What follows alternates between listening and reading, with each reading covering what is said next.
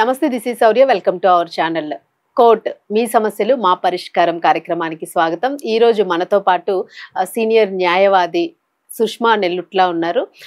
మరి చాలా మంది కూడాను సహజీవనానికి సంబంధించి ఇప్పుడు ట్రెండ్ మొత్తం అదే నడుస్తుంది. సహజీవనానికి సంబంధించిన సమస్యలు అనేకం వస్తూ ఉన్నాయి.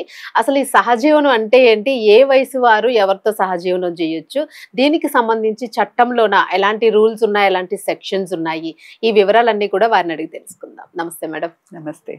చాలా హాట్ టాపిక్ సహజీవనం. ఎక్కడ చూసినా కూడా సహజీవనం సహజీవనం, ఏ రీల్ చూసినా అదే వినిపిస్తుంది. సో మీ ఉద్దేశం ప్రకారం అసలు చట్టంలోన సహజీవనం అంటే ఏంటి? సహజీవనం లివ్ ఇన్ రిలేషన్షిప్. సహజీవనం అంటే ఒక స్త్రీ ఒక పురుషుడు కలిసి దాంపత్య జీవనం కొనసాగించడం వితౌట్ మ్యారేజ్, పెళ్లి చేసుకోకుండా. అంటే వితౌట్ ఎనీ రైట్స్. రైట్స్ కాదు, డెఫినేషన్ వచ్చి వితౌట్ మ్యారేజ్. మ్యారేజ్ లేకుండా ఇద్దరు కలిసి దాంపత్య జీవనం కొనసాగించడం. అంటే when two consenting adults are entering into the married life, but without marriage లేకుండా కలిసి ఇద్దరు ఉండడము, దాంపత్య జీవితాన్ని కొనసాగించడము, పిల్లల్ని కూడా కనడము, ఎవ్రీథింగ్. మ్యారేజ్ మాత్రం ఉండదు. అది ఈ కొత్త కాన్సెప్ట్ ఇప్పుడు ఈ మధ్యలో చాలా చూస్తున్నాం మనం, చాలా ఫాలో అవుతున్నారు రిలేషన్షిప్ అనేది. అయితే దీనికి చట్టరీత్యా ఇప్పుడైతే మనకు ఇది తప్పు కాదు, కానీ లీగల్ కంప్లీట్ గా ఆల్ రైట్స్ మ్యారేజ్ లాగా యాక్సెప్టెన్స్ అయితే ఇంకా లేదు. ఇది నేరం కాదు, బట్ యాక్సెప్టెన్స్ కూడా లేదు. చట్టరీత్యా మ్యారేజ్ అనేసి మనం కన్సిడర్ చేసుకొని మ్యారేజ్ కి ఉండే అన్ని రైట్స్, మ్యారీడ్ లైఫ్ లో ఉండే రైట్స్ అన్ని మాత్రం దీంట్లో లేవు. బట్ నేరం అయితే కాదు. కొన్ని స్టేట్స్ లో, కొన్ని లైక్ ఢిల్లీ అట్లాంటి స్టేట్స్ లో they are considering like marriage అంటే ఉంది. బట్ సెంట్రల్ గా ఇండియాలో మాత్రం సెంట్రల్ గా మాత్రం ఏం దీనికి సంబంధించి స్పెషల్ గా అయితే ఏం రైట్స్ అవి అన్ని లేవు. సో అంటే హస్బెండ్ వైఫ్ గా ఉండొచ్చు, పిల్లల్ని కనొచ్చు, బట్ ఒకరి మీద ఒకరికి ఆస్తిలో గానీ ఇటువంటి వాటి మీద గానీ కుటుంబాల మీద గానీ ఏమి హక్కు ఉండదు అంటారా? తర్వాత అంటే పిల్లలు ఉంటారు కదా, పిల్లలు they will consider as legitimate child. పిల్లలకైతే మామూలుగా లీగల్లీ మ్యారీడ్ ఉన్న వాళ్ళకి, మ్యారేజ్ చేసుకున్న పిల్లలకి ఎట్లాంటి రైట్స్ ఉంటాయో అట్లాంటి రైట్స్ పిల్లలకు వస్తాయి.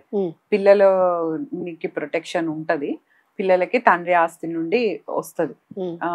బట్ వెన్ తండ్రి లేనప్పుడు వాళ్ళకి తండ్రి ఆస్తి మీద రైట్స్ ఉంటాయి. బట్ వైఫ్ కి అయితే మాత్రం ఏముండవు. అంటే వైఫ్ కాదు, సారీ, పార్ట్నర్ కి మాత్రము ఇంకొక పార్ట్నర్ ప్రాపర్టీస్ మీద రైట్స్ అవి ఏమీ ఉండవు. బట్ ఇద్దరు కలిసి ఇద్దరు మెయింటైన్ చేసుకొని బాధ్యతలు అన్ని, సంపాదనలు అర్నింగ్స్ అన్ని షేర్ చేసుకొని ఒకటే ఇంట్లో ఉండొచ్చు. బట్ రైట్స్ మాత్రం ఏమి ఉండవు. సో అంటే మనం పెళ్లిలో ఏదైతే చూస్తామో, అంటే హస్బెండ్ పిల్లల్ని పెంచడం, పోషించడం, ఈ బాధ్యత ఏదైతే ఉంటుందో ఇది కంపల్సరీగా సహజీవనంలో ఉండదు అంటున్నారు మీరు. పిల్లలకు ఉంటుందా? పిల్లలకు ఉంటుంది. పిల్లలు లెజిటిమేట్ చిల్డ్రన్ అంటారు వాళ్ళని. వాళ్ళు ఎలాగైతే దాంపత్య పెళ్లి చేసుకున్న వాళ్ళకి పిల్లలకి ఎట్లా ఉంటుందో అట్లా వాళ్ళు దే ఆర్ హ్యావింగ్ మెయింటెనెన్స్, తల్లిదండ్రుల నుంచి మెయింటెనెన్స్, ప్రొటెక్షన్, ప్రాపర్టీ రైట్స్, అన్ని రైట్స్ పిల్లలకైతే ఉంటాయి. కానీ వైఫ్ కి మాత్రం వాళ్ళ హస్బెండ్ తీసేయండి, నాకు అదే వస్తుంది. ఒక పార్ట్నర్ కి మాత్రం ఇంకొక పార్ట్నర్ ఆస్తిలో గానీ ఎర్నింగ్స్ లో గానీ ఏం హక్కులు ఉండవు. సో మేము అంటే ఇందులో ఉండదని అనుకున్నాము. డైవర్స్ అనే పార్ట్ కూడా ఇందులో ఇంక ఉండనట్టే కదా. డైవర్స్ అసలు ఉండదు. సో వీళ్ళ when there is not marriage, divorce కూడా ఉండదు. అవును, ఇంకెలాంటి డాక్యుమెంట్స్ వేరే డైవర్స్ కాకుండా ఇంకేం పేరు లేదు, ఏం అవసరం. వాళ్ళు విడిపోవాలంటే వాళ్ళిద్దరు విడిపోవాలి అంతే. అంటే దాన్ని డైవర్స్ అన్నప్పుడు it's like breakup love breakup లాగా సహజీవనం బ్రేకప్ అనొచ్చు. బట్ డైవర్స్ అనలేము, ఎందుకంటే డైవర్స్ ఈజ్ నాట్ అప్లికబుల్ ఇక్కడ. మ్యారేజే లేదు కాబట్టి డైవర్స్ కూడా లేదు. ఓకే. తర్వాత మ్యామ్ అంటే పిల్లలు ఎదుగుతున్నప్పుడు మీరు అన్నట్టుగాను ఇప్పుడు స్త్రీకి అయితే హక్కు ఉండదు అని అనుకున్నాం సహజీవనంలో. ఎవరైతే ఇప్పుడు నాయనమ్మలు అమ్మమ్మలు వీళ్ళు ఉంటారు కదా, తండ్రికి సంబంధించిన వాళ్ళు, సో వాళ్ళ మీద హక్కు ఉంటుంది అని అన్నారు. వాళ్ళు యాక్సెప్ట్ చెయ్యకపోతే, ఎందుకంటే ఇట్లాంటివి జనరల్లీ యాక్సెప్ట్ చెయ్యరు, వాళ్ళ తర్వాత మదర్కి ఏదైనా జరిగింది, వాళ్ళ తండ్రి దగ్గరికి వెళ్లాల్సి వచ్చింది, సో అప్పుడు వాళ్ళు యాక్సెప్ట్ చేయలేదు అనుకోండి, పెద్దవాళ్ళు ఎవరైతే ఉంటారో వాళ్ళ ఫ్యామిలీ మెంబర్స్, సో అప్పుడు వీళ్ళు హౌ దే కెన్ అప్రోచ్, ఎవరిని వాళ్ళు అప్రోచ్ అవ్వాలి, ఎలా అప్రోచ్ అవ్వాలి? అంటే ఫాదర్, బయాలజికల్ ఫాదర్ మదర్ అనొచ్చు మనము, బయాలజికల్ మదర్ బయాలజికల్ ఫాదర్, వాళ్ళిద్దరిట్లలో ఎవరికో ఒకరికి, ఒకవేళ వాళ్ళు ఫాదర్ మదర్ సపరేట్ అయిండ్రు అనుకోండి, సపరేట్ అయిన తర్వాత ఎవరి దగ్గర అయితే ఎవరికైతే గార్డియన్షిప్ ఉందో, పిల్లల్ని ఎవరైతే చూసుకుంటున్నారో వాళ్ళకి ఏమైనా అయ్యి వాళ్ళు ఒకవేళ అవైలబుల్ లేకపోతే ఇంకొక either parent, biological father or mother ఉంటారు కదా, వాళ్ళని అప్రోచ్ అవ్వాల్సి వస్తుంది. అప్పుడు ఇద్దరు కూడా లేరు అన్నప్పుడు ఇంకా అది దట్ కమ్స్ టు పేరెంట్స్ లేరు, ఇద్దరు లేరు అన్నప్పుడు వాళ్ళకి లీగల్ గా ప్రొటెక్షన్ అయితే ఉంటుంది. బట్ ఆస్తులు అవి మెయింటెనెన్స్ అవి అన్ని ఆల్రెడీ వచ్చి ఉంటాయి కాబట్టి ఫాదర్ ఆర్ మదర్ నుంచి వాటి ద్వారా వాళ్ళు చూసుకోవాల్సి ఉంటుంది అంతే. అంటే ఇన్ కేస్ అంటే వీళ్ళ గ్రాండ్ మదర్ గ్రాండ్ ఫాదర్ వాళ్ళకైతే అంత వాళ్ళకి లీగల్ గా అయితే వాళ్ళు రెస్పాన్సిబుల్ ఉండరు, బట్ వాళ్ళు ఏమైనా కన్సిడరేషన్లకు తీసుకొని చూసుకుంటే అది that depends on the situation, కానీ లీగల్ గా అయితే వాళ్ళకి ఏం రెస్పాన్సిబిలిటీ ఉండదు. ఇన్ కేస్ ఫాదర్ ఎక్స్పైర్ అయ్యారు అనుకోండి, ఇప్పుడు ఈ సహజీవనంలోనే పిల్లలకి తండ్రి గనుక చనిపోతే, తల్లి ఉన్నారో ఆవిడకి ఎలాగ రైట్ ఉండదు అనుకున్నాం, ఫాదర్ చనిపోయారు అనుకోండి, సేమ్ లైక్ బిఫోర్ క్వశ్చన్ లాగే ఫాదర్ చనిపోతే అప్పుడు ఏమైనా వాళ్ళు అప్రోచ్ అవ్వచ్చా అని, హక్కు కోసం ఏమైనా, అంటే ఫాదర్ కి సంబంధించిన ప్రాపర్టీ, ఆయన ఇంకేది మ్యారేజ్ లేదు మేడం, తనతోనే ఉన్నారు, తినతోనే పిల్లల్ని కన్నారు, అనుకోకుండా ఆయన ఎక్స్పైర్ అయ్యారు అనుకోండి, సో వీళ్ళు ఏం ఎవిడెన్స్ ప్రూవ్ చేసుకోవాలి అంటే ఖచ్చితంగా కోర్టుని అప్రోచ్ అవ్వాల్సి ఉంటుంది. లేదు అనుకుంటే వాళ్ళు యాక్సెప్ట్ చేస్తే అది దైవాధీనము, యాక్సెప్ట్ చెయ్యకపోతే పిల్లలు ఎట్లాగా అప్రోచ్ అవ్వాలి ఏంటి, అదే అడుగుతుంది. పిల్లలు అంటే పిల్లలు ఒకవేళ వాళ్ళు మేజర్ అనుకోండి, మేజర్ అనుకుంటే వాళ్ళు అప్రోచ్ అవ్వచ్చు. ఫాదర్ కి సంబంధించిన ఆస్తి గురించి వీళ్ళ బయాలజికల్ ఫాదర్ మదర్ ఇద్దరు సహజీవనంలో ఉన్నారని చెప్పేసి అప్రోచ్ కావచ్చు. But when they are minor ఉంటే మాత్రం ఇంకా తల్లి బాధ్యత. సో మేజర్ అయిన తర్వాత వాళ్ళు ఏదైనా రైట్స్ కోసం వెళ్ళొచ్చు, ఇన్ కేస్ ఫాదర్ లేని పక్షంలో ఫాదర్ ఏదైనా వీళ్ళకి ప్రాపర్టీస్ రైట్స్ ఏదైనా ఉంటే వీళ్ళు సహజీవనంలో ఉన్నారని చెప్పి మదర్ ఉంది కాబట్టి మదర్ని కొన్ని ఎవిడెన్సెస్ చూపించి they can approach. Okay, only children can approach. Right ma'am. అంటే ఈ సహజీవనం అనే దానిలోని ఎంత వయసు వాళ్ళు, ఇప్పుడు ఎక్కువ చూస్తున్నది ఏంటంటే, అంటే బిఫోర్ ఒక 10 years బ్యాక్ అమ్మాయి అబ్బాయి సహజీవనం ఉండేవాళ్ళు, కలిసి ఉండడం, కొన్నాళ్ళు నచ్చితే దాని మీద కొన్ని మూవీస్ కూడా వచ్చినాయి. బట్ ఇప్పుడు ఏంటంటే పెళ్ళైన వాళ్ళే మళ్ళా వేరే అబ్బాయితో అమ్మాయి అమ్మాయితో అబ్బాయి వెళ్ళి వేరేగా ఉండి సహజీవనం ఉంటూ ఉన్నారు. సో అసలు ఏజ్ లిమిట్ ఏమైనా ఉంటుందా దీనికి, ఎంత ఏజ్ వాళ్ళు ఇట్లా సహజీవనం చెయ్యొచ్చు అని? ఏజ్ లిమిట్ మన కాన్స్టిట్యూషన్ లో చేసిన ఏజ్ ఉంది కదా, అమ్మాయిలు అయితే 18 years మేజర్ అవుతారు, అబ్బాయిలు అయితే 21 years. సో అమ్మాయిలు అయితే కనుక 18 అబోవ్ ఉండాలి, అబ్బాయిలు అయితే 21 years. వాళ్ళు మ్యారేజ్ కి ఎట్లాగా అర్హులో అట్లనే సేమ్ సహజీవనంకి కూడా వాళ్ళు అలౌడ్. ఇంకొకటి ఇప్పుడు డైవర్స్ వాళ్ళు అన్మ్యారీడ్ ఉండాలి, అంటే వాళ్ళు మ్యారీడ్ అయ్యి ఉండొద్దు. ఒకవేళ మ్యారీడ్ అయ్యి ఉన్నారు అనుకోండి, ఆ మ్యారీడ్ అయిన వాళ్ళతోని డైవర్స్ సపరేషన్ అయ్యి అని ఉండాలి. అన్మ్యారీడ్ ప్లస్ డైవర్స్డ్ కానీ, లేకపోతే ఎవరైనా స్పౌజ్ హస్బెండ్ గానీ వైఫ్ గానీ చనిపోయితే ఉంటారు కదా, సింగిల్ మెన్ ఉంటే అట్లాంటి వాళ్ళు మాత్రమే సహజీవనానికి అలౌడ్. బట్ ఇప్పుడు వైఫ్ బతికి ఉంది, లేకపోతే హస్బెండ్ బతుకున్నాడు, వాళ్ళు ఆల్రెడీ మ్యారేజ్ అయ్యి వాళ్ళిద్దరు ఉన్నారు, సో వాళ్ళు దాంట్లోంచి ఒకరు వచ్చి సహజీవనం అంటే that will come under adultery. మళ్ళీ సహజీవనం రాదు, అడల్టరీ కిందకి వస్తుంది, వివాహేతర సంబంధం అయిపోతుంది.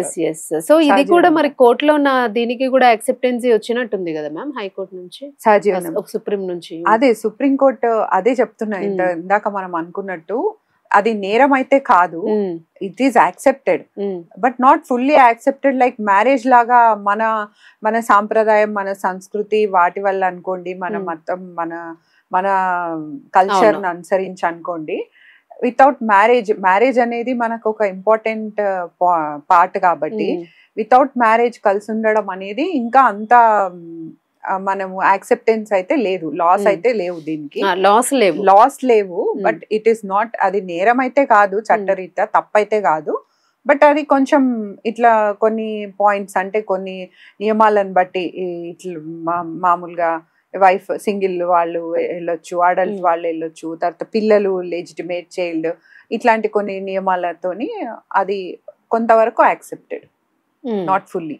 ఓకే. సో ఒకటి ఉంది కదా మ్యామ్, అంటే ఒకే షెల్టర్ కింద ఒక అమ్మాయి అబ్బాయి గనుక ఉన్నట్లు అయితే సో వాళ్ళకి రైట్స్ వస్తాయి అని విన్నాను. సో ఎలాంటి రైట్స్ వచ్చే ఛాన్స్ ఉంటుంది? అంటే ఇప్పుడు అది లివ్ ఇన్ రిలేషన్షిప్ కింద ఉండాలి, ఒకటే షెల్టర్ కింద ఉన్నంత మాత్రాన కాదు. When they are in live in relationship అంటే వాళ్ళు దాంపత్య జీవనం, ఫిజికల్ ఇంటిమసీ ఉండాలి, దాంపత్య జీవనం and sharing every emotional and physical intimacy అంతా షేరింగ్ ఉండాలి. తర్వాత సేమ్ లైక్ మ్యారేజ్ లో ఎట్లయితే వాళ్ళ ఎక్స్పెన్సెస్, వాళ్ళ అర్నింగ్స్ షేరింగ్, తర్వాత ఏమైనా ప్రాపర్టీస్ కొనడము, ఇద్దరు జాయింట్ గా మెయింటైన్ చేయడము, ఫ్యామిలీస్ ని, పిల్లలను కనడము, అట్లాంటివన్నీ ఉన్నప్పుడు దట్ విల్ కమ్ అండర్ సహజీవనం. ఓన్లీ ఒక రూఫ్ కింద కలిసి ఉన్నంత మాత్రాన సహజీవనంకి రాదు. ఇప్పుడు కొంచెం నవడేస్ కలిసి ఉంటున్నారు కదా, అంటే జస్ట్ లైక్ షేరింగ్ హౌస్ లాగా, అది కాదు. వెన్ కొన్ని కండిషన్స్ అప్లై అయినప్పుడు లైక్ దాంపత్య జీవనం చేయడము, ఎక్స్పెన్సెస్, రెస్పాన్సిబిలిటీ షేర్ చేసుకోవడం, పిల్లల్ని కనడము, అట్లాంటివి అప్లికబుల్ అయినప్పుడు దట్ విల్ కమ్ అండర్ సహజీవనం. అప్పుడు లివ్ ఇన్ రిలేషన్షిప్, దానికి లివ్ ఇన్ రిలేషన్షిప్ కున్న ఇవన్నీ దానికి వర్తిస్తాయి. తర్వాత మ్యామ్ అంటే ఇప్పుడు లైక్ ఆధార్ కార్డు ఇట్లాంటివన్నీ ఉంటూ ఉంటాయి, రేషన్ కార్డు ఇలాంటివి. పెళ్ళైన వాళ్ళకి ఖచ్చితంగా ఆధార్, రేషన్ ఇవన్నీ కొన్ని రూల్స్ ఉన్నాయి. మనకి లోన్ కావాలన్నా, ప్రాపర్టీ కొనాలన్నా, పిల్లల్ని స్కూల్లో వెయ్యాలన్నా, ఏదైనా కూడా. సో ఈ సహజీవనానికి వచ్చేసరికి సో వీళ్ళు ఇద్దరు ఉంటారు, పిల్లల్ని కనేస్తారు. So how they get Aadhaar card and like పిల్లలకి ఎట్లాగా వస్తుంది, అది వచ్చే ఛాన్స్ ఉంది అంటే పెళ్లి అనేది అక్కడ లేదు కాబట్టి. సో అదే అంటే స్పౌస్ కాలం కింద వీళ్ళు రాయడానికి వీల్లేదు, గార్డియన్ కింద రాయాలి, గార్డియన్ ఆర్ పార్ట్నర్. పార్ట్నర్ కాలం ఏదైనా ఉంటే అప్పుడు దాని కాలం కింద రాయొచ్చు. పిల్లలు వచ్చేసి పిల్లలకి వాళ్ళ ఆధార్ కార్డులో వాటిలో బయాలజికల్ ఫాదర్ మదర్ కింద అంటే ఫాదర్ అండ్ మదర్ లాగా రాయొచ్చు, పిల్లలకు రాసుకోవచ్చు. అంటే ఆల్వేస్ ఏంటంటే దీంట్లో మెయిన్ వచ్చేసి సహజీవనంలో చిల్డ్రన్ ఆర్ ఆల్వేస్ ప్రొటెక్టెడ్. అంటే చిల్డ్రన్ వాళ్ళ రైట్స్, ఎందుకంటే వాళ్ళు చేసిన తప్పేం లేదు కదా, అదే కదా వాళ్ళు అక్కడ కాన్సెప్టే కాదు అసలు. So children are always protected, children కి ప్రాబ్లం లేదు. వాళ్ళు ఫాదర్ మదర్ పేర్లు రాసుకోవచ్చు, వాళ్ళకి ఫాదర్ ఆర్ మదర్ ప్రాపర్టీస్ ఉంటే వాళ్ళ రైట్స్ ఉంటాయి, వాళ్ళ గార్డియన్ యాక్ట్ కింద వాళ్ళ మెయింటెనెన్స్ అన్ని వీళ్ళు చూసుకోవాలి. So children are always protected. But వీళ్ళు పార్ట్నర్స్ ఎవరైతే ఉన్నారో వాళ్ళకు మాత్రం మ్యారేజ్ లేదు కాబట్టి మ్యారేజ్ కి ద్వారా వచ్చే రైట్స్, మ్యారేజ్ ద్వారా వచ్చే అట్లాంటి ఫెసిలిటీస్ ఏవి వాళ్ళకు రావు. But children are always protected. Children వాళ్ళ ఆధార్ కార్డ్ లో మా ఫాదర్ మదర్ ప్లేస్ లో రాయొచ్చు, వాళ్ళ బర్త్ సర్టిఫికేట్ ప్లేస్ లో ఫాదర్ మదర్ ఉంటారు. So children are always protected. Okay, right. Children కి ఏం ప్రాబ్లం లేదు, చాలా కన్సిడర్డ్ యాజ్ లెజిటిమేట్ చైల్డ్. చాలా మందికి ఇదే డౌట్ ఉంటుంది కామన్ గా. అనుకోకుండా పిల్లలు పుట్టేశారు అనుకోండి, సో వాళ్ళకి తర్వాత ఎలాంటి హక్కులు వస్తే తెలియకుండా చేసిన తప్పుకి కొంతమంది తర్వాత రియలైజ్ అవుతారు. సో ఆ ఇష్యూ ఉంటూ ఉంటుంది. తర్వాత మ్యామ్ అంటే సహజీవనంలో ఇందాక మనం అనుకున్నట్టుగాను డివోర్స్ తీసుకోకుండాను ఒక 2 ఫ్యామిలీస్ ఉన్నాయి, అబ్బాయి అమ్మాయి, అక్కడ డివోర్స్ లేదు, ఇక్కడ డివోర్స్ లేదు, వాళ్ళిద్దరూ వేరే ఎక్కడో వెళ్ళి ఉంటున్నారు. డివోర్స్ తీసుకోకుండా సహజీవనం ఉండడం అనేది అంటే ఎన్నాళ్ళు అట్లా కొనసాగించవచ్చు అంటారు? ఇప్పుడు ఒక అబ్బాయి ఉన్నారనుకోండి, పిల్లలు ఉన్నారు, ఫ్యామిలీ ఉంది, వెళ్ళి వేరే ఉమెన్తో ఉంటున్నారు, కంటిన్యూస్ ఇంకా ఇక్కడ ఉండరు, అసలు డివోర్స్ కూడా ఇవ్వలేదు, ఇద్దరు అప్లై చేసుకోలేదు. సో అప్పుడు ఎలాంటి ప్రెషర్స్ ఉంటాయి అంటారు, వాళ్ళు ఎట్లా ఫేస్ చేయాల్సి ఉంటుంది? ఎందుకంటే చాలా మంది ఇది చేస్తూ ఉన్నారు.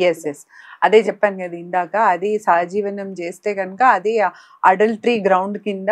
ఇప్పుడు ఎవరైతే ఇప్పుడు హస్బెండ్ వెళ్ళిపోయింది అనుకోండి, మీరు చెప్పినట్టు హస్బెండ్ వెళ్ళిండు, is ignoring wife, so wife కి డైవర్స్ ఫైల్ చేసే రైట్ ఉంది. సో అడల్టరీ కింద అంటే హస్బెండ్ ప్లస్ డైవర్స్, డిజర్షన్, వీళ్ళని వదిలేసి వెళ్ళిపోయిండు, తర్వాత అడల్టరీ అంటే వేరే అమ్మాయితోని ఉంటున్నాడు. సో అట్లాంటి గ్రౌండ్స్ మీద wife can go for divorce. Wife can go for divorce and అన్ని మళ్ళీ డైవర్స్ ద్వారా వచ్చే రైట్స్ అన్ని తను she can apply for everything. కాబట్టి సహజీవనం చేసేటప్పుడు ఎప్పుడైనా కూడా వాళ్ళ అడల్ట్స్ అయి ఉండాలి, మేజర్స్ అయి ఉండాలి. తర్వాత ఇంకొకటి సింగిల్ గా కానీ, డైవర్స్డ్ కానీ, అన్మ్యారీడ్ కానీ, ఈ 3 కండిషన్స్ ఉన్న వాళ్ళకి they allowed for this live in relationship. చాలా మందికి డౌట్ ఉంది మ్యామ్, చేస్తున్నారు కానీ తర్వాత రియలైజ్ అయ్యి ప్రాబ్లం ఫేస్ అది అప్పుడు అదే దట్ కమ్స్ అండర్ అడల్టరీ, అంటే మీకు అది సహజీవనం కింద రాదు. సో కాబట్టి ఇప్పుడు సపరేట్ అయ్యి సింగిల్ గా ఉన్నప్పుడే లివ్ ఇన్ రిలేషన్షిప్ లోకి వెళ్తే బెటర్. సో మీరేం అడ్వైస్ చేస్తారు మామూలుగా సహజీవనానికి సంబంధించి? మీరేం చెప్తారు? అంటే ఇది అసలు నష్టం వస్తుంది అంటారా, లేదంటే ఓకే దట్ ఈస్ గోయింగ్ అంటారా, ఎప్పటికైనా ప్రమాదమే అంటారు? అది ఎప్పటికైనా ప్రమాదమే కదండి, నష్టం డెఫినెట్ గా ఉంది. ఎందుకంటే మ్యారేజ్ అనేది మనకి మన కల్చర్ లో చాలా ఇంపార్టెంట్ థింగ్. మనము మన కల్చర్, మన సంస్కృతి, మన సాంప్రదాయాలను వదిలేసి కొత్తవేవో తీసుకొని లివింగ్ రిలేషన్షిప్ అని తీసుకుంటే దీంట్లో ఎక్కడ కూడా ఒక పార్ట్నర్ కి ప్రొటెక్షన్ లేదు. ప్లస్ ఇప్పుడు ఈ మ్యారేజ్ అనుకోండి, మ్యారేజ్ అంటే ఏమైనా జరిగింది, అమ్మాయికి అబ్బాయికి ఏదో జరిగింది, ప్రాబ్లమ్స్ ఏవో వస్తున్నాయి, డిస్ప్యూట్స్ వస్తున్నాయి, చాలా విషయాలు కోర్టు కేసుల దాకా పోకుండానే వాళ్ళు సెటిల్ చేసుకొని పెద్దవాళ్ళు వచ్చి సర్ది చెప్పడము, ప్లస్ వాళ్ళకి ఆర్థికంగా ఏమైనా ఇబ్బందులు ఉన్నా హెల్ప్ చేయడము, ఇట్లాంటివన్నీ చేస్తుంటారు. తర్వాత పిల్లలైనా కూడా, చిల్డ్రన్ అయినా కూడా వాళ్ళకి అమ్మమ్మలు, తాతయ్యలు, నానమ్మలు అందరూ ఉండడము ఉంటది. బట్ లివ్ ఇన్ రిలేషన్షిప్ లో మ్యారేజ్ లేకుండా కలిసి ఉండడం అనేది first mainly it effects ladies K main ఎక్కువ ఎఫెక్ట్. ఎందుకంటే ఆమెకి ఏ రకమైన ప్రొటెక్షన్ ఉండదు, ఏ రకమైన సపోర్ట్ ఉండదు. ప్లస్ సపోజ్ పిల్లలు ఉంటే కూడా వాళ్ళకి కూడా కష్టము, వాళ్ళని చూసుకోవాల్సిన బాధ్యత, వాళ్ళకి చూడాల్సింది, వాళ్ళ ప్రొటెక్షన్, వాళ్ళ రైట్స్ తనకేముండవు. కాబట్టి జనరల్ గా కూడా దాంట్లో వచ్చేదానికన్నా పోయేదే ఎక్కువ ఉంది. కాబట్టి ఇట్ ఈస్ నాట్ సేఫ్ అని నా ఉద్దేశం. సో అన్ని విధాలుగా బాగా వెల్ సెటిల్డ్ ఉండి బ్యాకప్స్ బాగా ఉన్న వాళ్ళు మెయింటైన్ చేశారంటే వాళ్ళు ఎలాగో గెట్టిన్ అయిపోతారు. బట్ ఇట్లాంటివి జనరల్ గా మిడిల్ క్లాస్ వాళ్ళు కానీ ఇంకా కింద గానీ ఏమైనా పెట్టుకుంటే మాత్రం ఖచ్చితంగా కష్టమే. Thank you ma'am. Thank you. మరి చూసారు కదా, మీకు ఇలాంటి సమస్యలు ఏవైనా ఉంటే న్యాయపరమైన సలహాల కోసం, పరిష్కారం కోసం స్క్రీన్ మీద కనిపిస్తున్న నెంబర్లకు ఫోన్ చేయొచ్చు. మీరు న్యాయ సలహాలను పొందొచ్చు సుష్మా గారి దగ్గర నుంచి. Thank you.